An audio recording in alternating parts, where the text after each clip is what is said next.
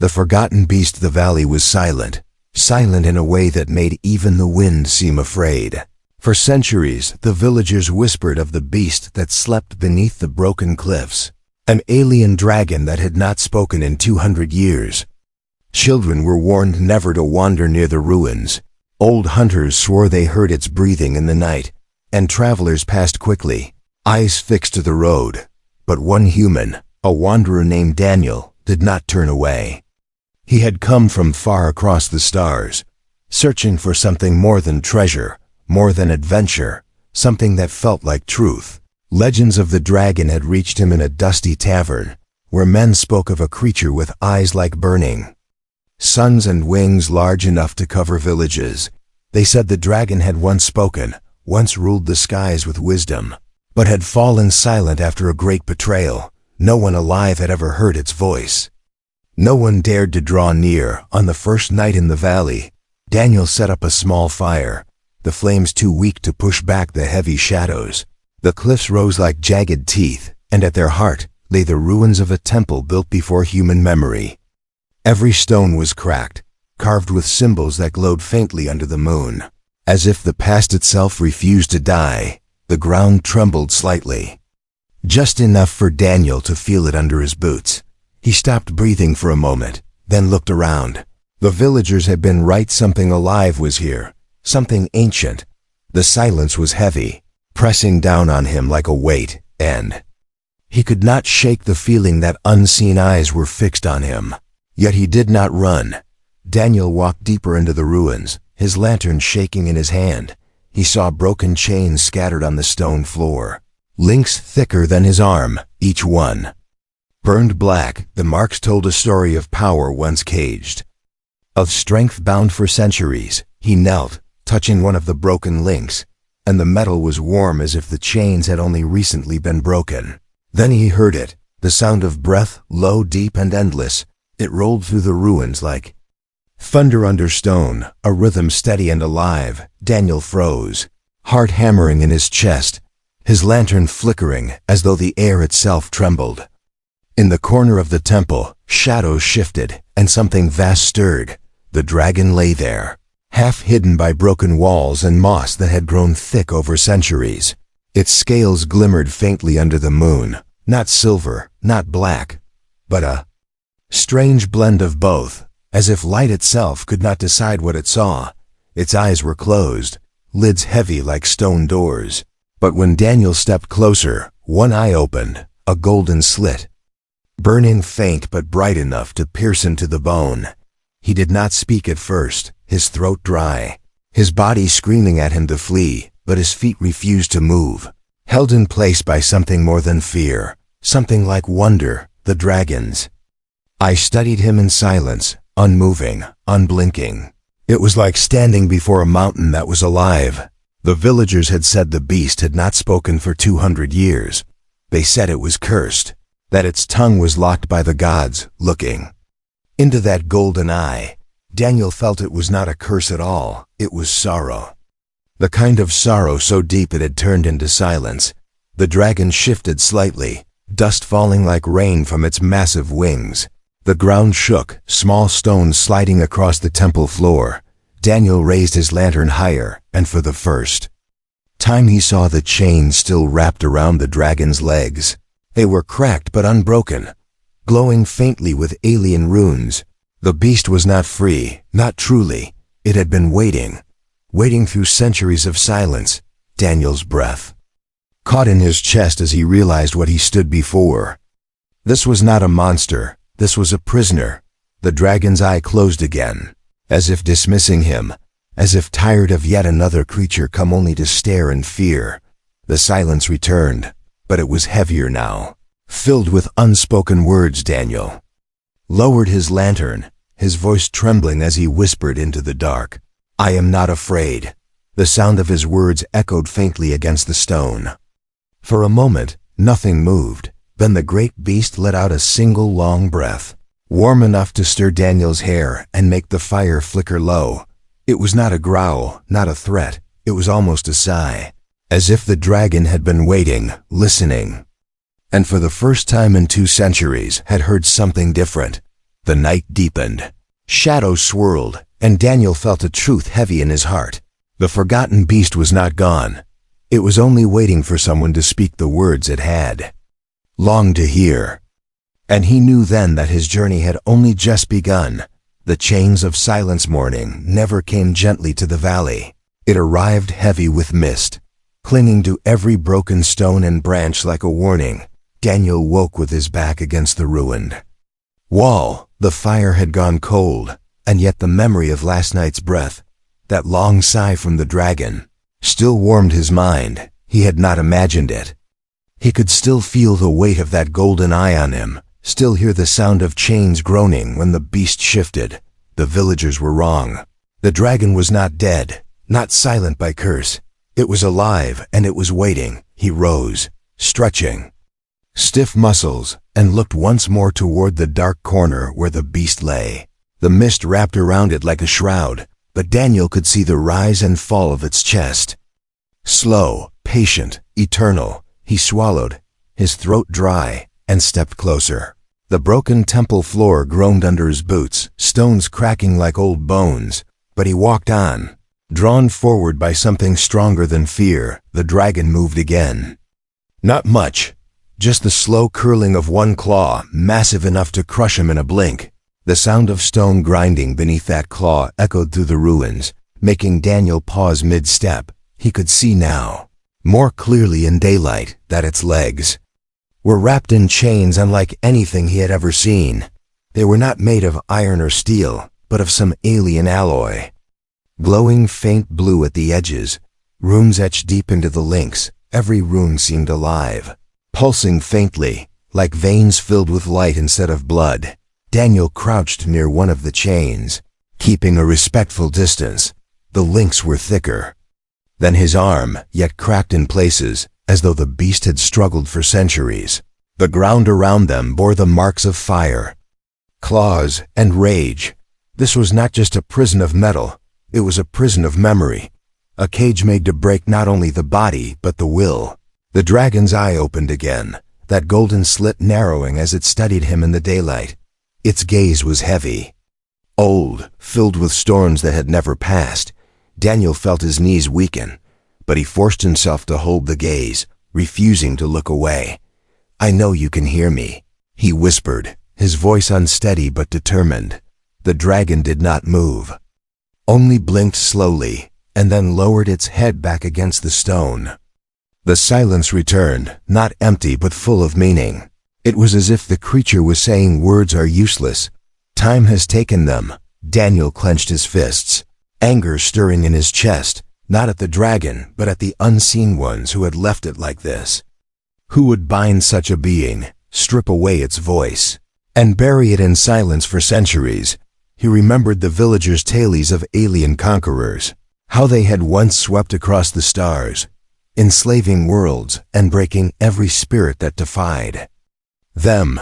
If this dragon was once free, once proud, then the silence was not its choice, it was forced upon it. Daniel stood and stepped even closer. The runes on the chains flickered brighter as if warning him away. The air grew heavy, and the hairs on his arms rose, yet still he did not step back. "You are not a curse," he said softly. "You are not a monster." His words echoed against the broken temple walls, thin and small compared to the size of the beast. But the dragon's eye opened again, sharper now, watching him with something more than indifference. The silence stretched, and Daniel's heart raced. He wondered if it could understand him, if it wanted to. Slowly, carefully, the dragon shifted. Its massive head, the movement stirring dust into the air, its jaw opened slightly. The sound that came was not a word, not yet, but a low rumble, a sound that carried centuries of pain, anger, and sorrow. Daniel's chest tightened. The sound seemed to sink into his bones. It was not speech, but it was not mindless growling either. It was a voice trying to remember how to be heard. Daniel fell to his knees, bowing his head. He did not know why, but it felt right, as if respect was the only key that might open the silence. "I am not here to chain you," he whispered. "I am here to listen." The dragon's rumble softened, fading back into silence. But the golden eye remained fixed on him. For the first time, Daniel thought he saw not anger in that eye, but curiosity. Hours passed, and Daniel stayed near the chained beast. He spoke of his journey, of the stars he had crossed, of the loneliness that had brought him here. The dragon did not answer, but he felt its attention never wavered. The silence was no longer a wall. It was a bridge, fragile but real. As night fell again, Daniel laid his hand against one of the chains, feeling the faint warmth of the glowing runes. "They wanted you silent," he said softly. "But silence is not the end." The dragon's chest rose, fell, then rose again with a heavier breath. Dust rained down from the cracked ceiling, the air trembling, and though no words came yet, Daniel felt it, a shift, a beginning. The chains of silence were weakening, not from strength, but from trust slowly forming between man and beast. The whisper of trust. The night in the valley was colder than Daniel had expected, the stars thin and distant above the jagged ruins. He did not sleep, choosing instead to watch the dragon, the giant beast chained in the shadow of the broken temple. Its golden eye followed him, steady and heavy, not with anger now, but with something new, something Daniel could not name, but felt deep in his chest. A fragile thread weaving between them. He stepped closer again, hand trembling slightly as he reached toward the chains. The glowing runes pulsed softly, reacting to his presence, as if alive. The dragon lifted its massive head, the heavy movement making the ground tremble beneath him. A low rumble escaped its throat, a sound less like pain now, and more like a question. Daniel swallowed, his voice quiet but firm. "I am not your enemy," he whispered. The dragon's eyes narrowed, golden slits studding him with centuries of caution. For hours Daniel spoke softly, telling stories of distant worlds, of ships gliding through starlight. He spoke of people who fought not for power, but for hope, for life, for freedom. He told the dragon of his own loneliness, the weight of being the last of his kind in some corners of space.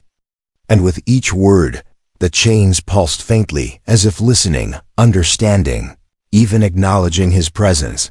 Then almost without warning, the dragon's massive claws shifted, scraping the floor with a sound like breaking stone. Daniel froze, fearing the worst, but the dragon did not strike. It merely flexed its claw, testing, measuring, and in that movement, Daniel saw something almost impossible, a flicker of recognition. It was subtle, a blink, a shift of the eye, but to him, it spoke louder than any roar. Trust was forming, fragile and uneven, like ice stretching over a dark lake, beautiful and dangerous. Daniel knelt before the chains, placing his palm on one of the glowing links. "I know you have been hurt," he whispered, "but I promise, I will not leave you alone." The dragon's rumble came again, softer this time, like a deep exhale. It was not words, not yet, but Daniel could feel it, a connection forming. The centuries of silence were not broken, but the first thread had been placed. Hours melted into the quiet night, and Daniel did not retreat. He moved slowly, deliberately, showing no threat, only presence. The dragon watched, unblinking, its body tense but no longer rigid. He noticed the faint twitch of a wing, a subtle gesture, almost imperceptible, and Daniel realized that even the smallest motion was a message that said, perhaps, that the dragon was listening, learning, weighing his intentions. He decided to test the trust, carefully, painfully slowly. "May I sit closer?" he whispered, his voice shaking, but steady. The dragon did not move away. Though its chest rose in a low, warning rumble, Daniel inched forward, feeling the heat of its body brush against the chains. The golden eye followed every movement, tracking, judging, but not striking. Hours passed again, and Daniel felt exhaustion, but he ignored it. The bond he sought was fragile, delicate, and could shatter with one wrong step. He spoke of simple things, of water, of wind through the mountains, of stars beyond the sky. The dragon listened, a deep, slow rumble responding. like a heartbeat beneath stone, and then finally a subtle shift. The chains rattled, just once, not violently, but in acknowledgement. It was a small sound, but Daniel's heart leapt. The first acknowledgement from the beast in 200 years. Daniel knew he could not push too far, yet he felt a surge of hope. Hope that the chains could be loosened, that the silence could be broken. He placed his hand gently on the chain. Again, whispering, "You are safe here. I will not hurt you. I will help you." The dragon's head lowered slightly, the rumble softer now. For the first time, Daniel sensed understanding in the depths of that ancient eye. Night wore on, and the valley held them in a quiet, tense stillness. The first trust had been whispered across centuries of isolation. The dragon did not speak, but it did not reject him either. Daniel settled into a cautious patience, feeling the rhythm of the creature, feeling the pulse of the ancient being. Through the glowing chains, the beginnings of friendship, fragile and uncertain, had taken root, and Daniel knew that tomorrow the real test would begin. For trust, once whispered, must be proven, not demanded. The first gesture of freedom morning broke slowly over the valley, light spilling across the jagged rocks and fractured temple. Daniel's eyes fluttered open to see the dragon watching him, golden eye glowing softly in the dim sun. It had not moved through the night, but its breathing was calmer, more measured than before. The chains that bound it glimmered faintly, as if reacting to the warmth of the first sunlight. Daniel rose carefully, stepping closer to the massive creature. He held out his hand slowly, palm open, showing no threat. The dragon lowered its head slightly, the tip of its snout brushing against the air between them. Daniel's heart pounded, fear and hope mingling like storm clouds. He whispered again, "Today you will feel the wind on your wings." The chains pulsed faintly at his words. Vibrating with a strange energy, Daniel moved to the nearest broken link, running his fingers along the metal, feeling its cold bite. The dragon's eye followed him with intensity, watching each motion as if judging his intentions. Then, almost imperceptibly, it lifted a claw, hovering above the ground, testing, probing. Daniel held his breath, refusing to blink, refusing to step back. He reached for a length of rope he had brought from his ship, tying it gently around the chain. Every movement was slow, careful, deliberate. The dragon did not resist, though a low rumble ran through its chest, a sound heavy with centuries of suspicion. Daniel whispered softly, "I will not hurt you. I only wish to see you free." The creature's head lowered a fraction more, its eyes narrowing, but not in anger, in thought. Minutes passed in silence, the kind of silence that stretches time. Daniel knelt beside the chain, testing the rope's strength, feeling the faint vibration of life through the metal. The dragon flexed its wings, a massive span of shimmering scales and muscle. The sun glinted off them, revealing colors Daniel had never imagined. Gold, red, and green flickered across the scales like fire frozen in motion. For a moment, he forgot the chains, forgot the danger, and only saw the beauty. Then he remembered the task at hand, the first step toward freedom. He adjusted the rope, checking the knots, ensuring they would not slip. The dragon's eye followed every move, unblinking, unyielding, yet patient. Daniel could feel its trust growing, a fragile thread weaving between them. He spoke again, "Today, you will feel the wind, even if only for a moment." With a careful tug, he loosened the chain slightly, the metal groaning under the strain. The dragon shifted its massive weight, testing the release. A deep rumble filled the valley, louder than any thunder, yet not angry, not threatening. Daniel took a cautious step back, hands raised, showing peace. The dragon's head lowered closer to the ground, eyes locked on him, waiting. Then, finally, with a massive motion, it flexed its wings fully, scales shimmering in the morning light. A sound like breaking rock echoed as the chain shifted, giving way just enough to allow movement. Daniel felt his pulse racing, a mix of fear, excitement, and triumph. He whispered softly, "Just a little more, just a little freedom." The dragon extended a claw, pressing it against the loosened chain, testing again. It flexed its neck, lifted its head then, with careful grace, shifted its enormous body forward. The rope held. The chain strained but did not break. Daniel's heart leapt, a surge of hope rushing through him. He took another careful step back, giving the dragon space. The massive creature inhaled, lungs filling with the fresh air of morning. For the first time in centuries, it felt the potential of freedom. Its eyes softened, not in human emotion, but in understanding, in recognition. Daniel watched, awe and fear mingling. This was no longer a chained beast. This was a being awakening. The first gesture of freedom had been made, a step toward trust that could not be taken back. The dragon shifted again, more confidently now, wings brushing the ground. Daniel knelt, whispering encouragement, careful not to make sudden movements. He knew this moment was delicate, the balance of fear and hope. One wrong step, one sudden motion, could shatter centuries of silence. But the dragon moved with intention, a massive, careful elegance. Daniel smiled, heart pounding, knowing this was only the beginning. The first gesture of freedom had been earned. And tomorrow, the true test of trust would come. The flight of shadows, the valley trembled as the dragon stretched its wings wider, the chains rattling like thunder. Against the stone floor, Daniel shielded his face from the gust of wind that rolled off the massive creature, the force nearly knocking him to the ground. For the first time in centuries, the dragon tested the weight of its wings. And the morning air carried a sound not heard in lifetimes, a roar that shook the mountains. It was not a roar of anger, but of release, a raw cry of existence, echoing across the land. Daniel's chest tightened, knowing he was witnessing history. Waking from silence, the villagers far away would hear it, their children would wake. Their elders would whisper the old stories again. But Daniel stood firm, refusing to let fear swallow him. The dragon's golden eyes fixed on him, searching, weighing, as if asking whether this fragile moment could be trusted. He nodded once, whispering softly, "I will not betray you." The dragon tilted its head, wings still spread wide, the sunlight turning every scale into fire.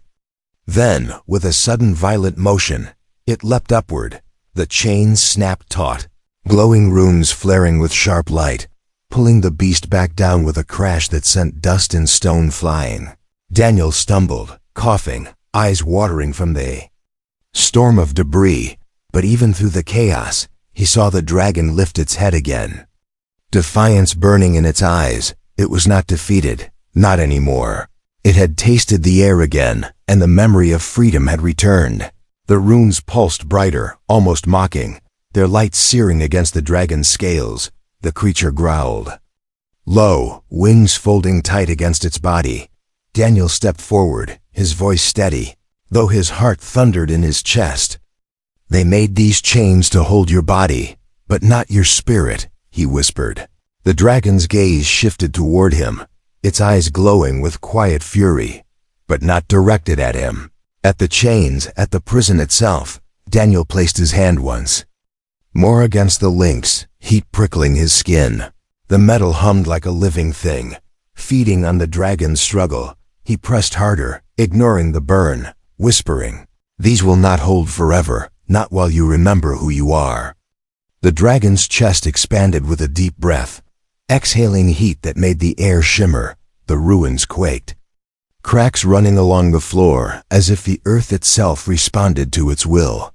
Then something shifted, small, subtle, but undeniable. One of the glowing runes flickered, its steady light breaking for the first time. Daniel gasped, staring at it, realization dawning like fire in his mind. The chains were not unbreakable. They had only been waiting for the right moment, for the right bond. The dragon too seemed to notice, its head lifting high, wings twitching with restless energy. For hours they tested the chains together, not with brute strength alone, but with patience. With rhythm, Daniel spoke, softly telling, "The dragon of skies beyond this world, of freedom no prison could erase." The dragon responded in its own way, not with words, but with gestures, a tilt of its head, a flicker of its wings. A rumble that seemed almost like agreement. The bond between them deepened, invisible but unbreakable, and every time Daniel whispered, "You are safe now," the chains trembled. The runes dimmed for a heartbeat. By evening, the valley lay covered in dust, the broken temple groaning with the weight of the struggle. Daniel sat against a fallen pillar, his body sore, hands blistered from the burning chains, but his spirit was stronger than ever, for he had seen progress, however small. The dragon lowered its massive head beside him, golden eye glowing faint in the twilight. For the first time, Daniel did not feel like prey before a predator. He felt like a companion beside another soul who had endured too much silence. The dragon released a soft rumble, low and almost tender. Daniel smiled faintly, whispering, "I hear you." And though the words were not spoken aloud, he felt them, clear as the wind itself. The dragon's silence was breaking, not with speech yet, but with trust. A trust strong enough to carry them both into the shadow of what was coming above them. High in the darkening sky, faint lights flickered. At first, Daniel thought they were stars. But they moved too fast, too sharp.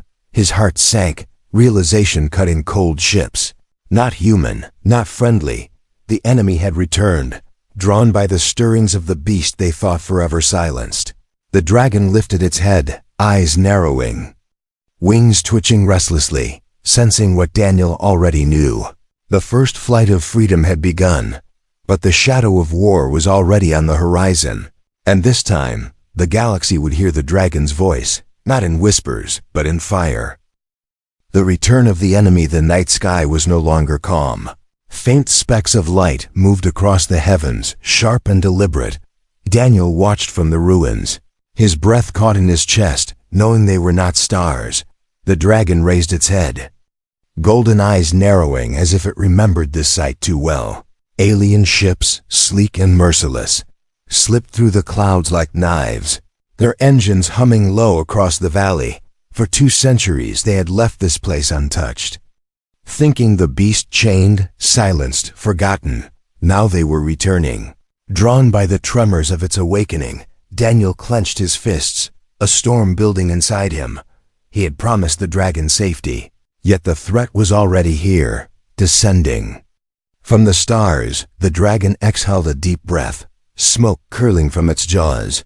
The ground trembled as it shifted, wings folding tight, claws scraping against stone. Its body was tense, but not afraid. No, it was angry, angry that its silence had been discovered, angry that its prison was not forgotten. Daniel stepped closer, voice low but steady.